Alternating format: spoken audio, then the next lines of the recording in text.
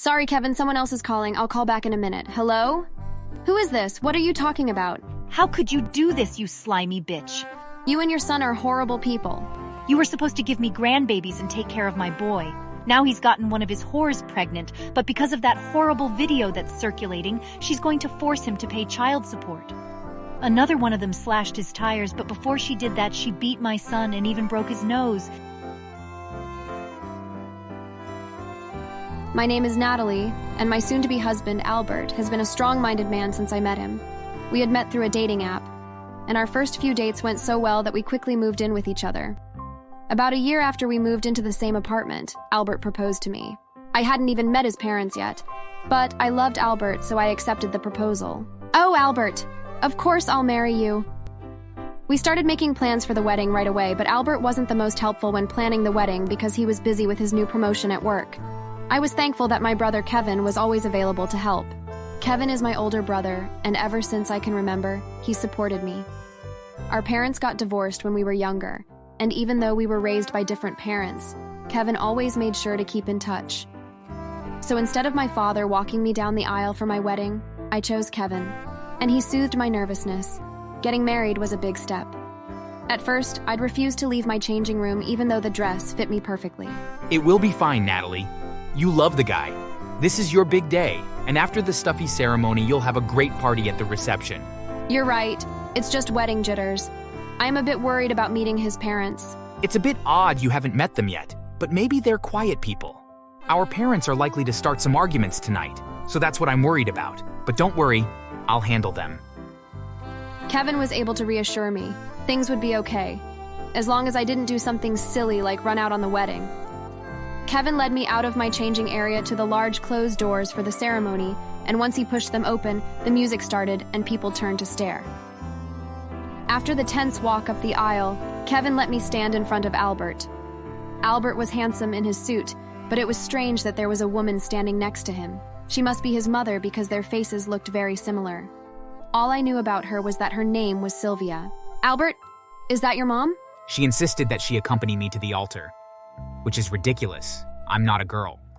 It wasn't the first time that Albert had said something like that, but this time he didn't have the opportunity to apologize or make it seem less misogynistic. An uncomfortable feeling settled in my stomach, but then the officiant properly began the ceremony. Albert and I had both decided on writing our own vows, and I read mine first. My vows were simple, that I loved him and would always be faithful. When it was his turn to read his vows, Albert's mother handed him a piece of paper that he read from. As my lovely wife, I expect you to be faithful to me and support me in anything I choose to pursue. I expect you to cook and clean. I also expect you to care for my mother as if she were your own, and to listen to her like a daughter should. In return, I will love you and provide a home for our family. Once again, there was an uncomfortable feeling in my stomach, even if nothing was necessarily wrong. His vows seemed more self-centered than I expected of him. He seemed satisfied with himself, but when I opened my mouth to speak, the officiant continued. And does anyone in the crowd have any reason these two should not be wed? Stop. I can't do this. Darling, what's wrong? You were fine just a moment ago. Don't be getting cold feet now.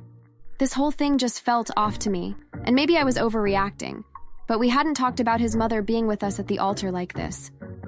That small change in our plans set off alarm bells in my mind. You can't run from this, girl. I own you. That's what you've agreed to. Own me? What? The vows you agreed to be my perfect daughter, and now I own you. Stop the wedding. I'm not getting married. Not today. Darling, my mother is overreacting.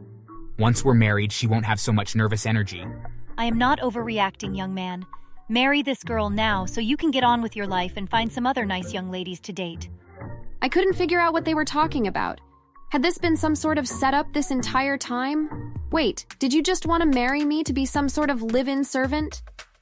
Albert hadn't ever treated me poorly, but he did spend a lot of extra time at work, and he supported me financially, so I did all the work in the house. Was I just a maid to him? Was he having affairs when he said he was working late? Of course. I mean, having a warm body in bed with me at night is nice too, but I've never been a one-woman kind of guy, darling.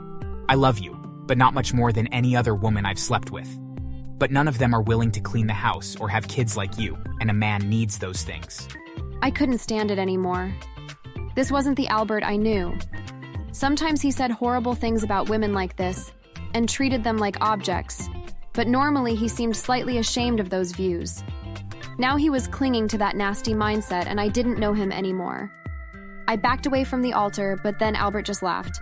Don't you remember? We eloped months ago and waited so we could have the ceremony with both your parents and their new spouses. We're already married. All this celebration is just for show. Albert was right. We had technically eloped and gotten our marriage legally recognized months ago. It just hadn't felt real to me yet since we hadn't had the ceremony.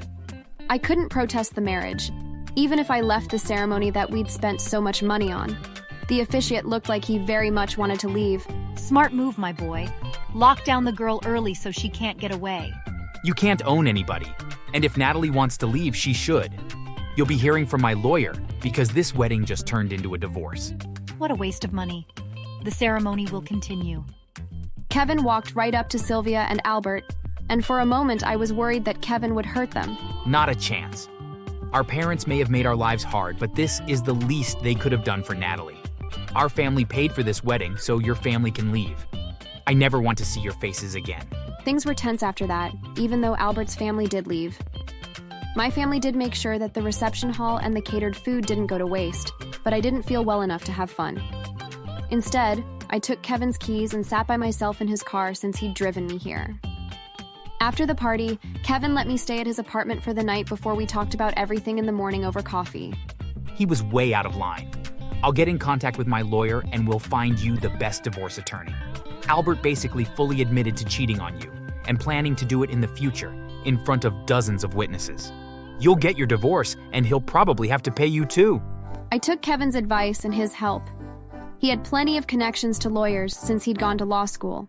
Even though Kevin dropped out because he realized he'd rather run his own business instead, he kept in touch with plenty of his schoolmates. The lawyer he put me in touch with was good at her job. Together, with the help of some of my younger cousins who had filmed the events at the wedding, we pushed through a divorce with Albert. All Albert had to do was sign the papers and pay me. I won't sign these. You married me. It's not my fault you have bad judgment. Then go marry one of your whores that you were seeing behind my back. Maybe I will. I can find someone better than you anyway. The argument continued, but he eventually gave up and signed the documents. Soon, the divorce was finalized, and a good portion of Albert's savings were transferred into my bank account. The video of Albert and Sylvia's misogynistic comments was posted online. I'm not sure if it was Kevin's doing, or if one of my cousins thought it might be funny. The video got a lot of engagement, and all of Albert's affairs eventually found out exactly what he'd done. With the money I got in the divorce, I was able to get a small house. I decided that after this whole mess, I wanted to be single for a while and get a few pets. What I didn't expect was a phone call from an unknown number, interrupting my call with Kevin. Sorry, Kevin, someone else is calling. I'll call back in a minute. Hello? Who is this? What are you talking about? How could you do this, you slimy bitch? You and your son are horrible people. You were supposed to give me grandbabies and take care of my boy. Now he's gotten one of his whores pregnant, but because of that horrible video that's circulating, she's going to force him to pay child support. Another one of them slashed his tires, but before she did that, she beat my son and even broke his nose. She is a boxer and was furious after hearing my boy is married. And then, after all that, one of them is a secretary at his company, and she accused him of sexual harassment and forcing her, so he got fired from his job. And there's impending criminal charges. And now there's no one to take care of me in my old age. You're a monster. He deserve it. What did you say? Nothing. I laughed and hung up on her before she could finish her rant. Nothing she yelled at me made me feel bad. Her and Albert had done that to themselves. I wasn't going to let anyone try and own me ever again.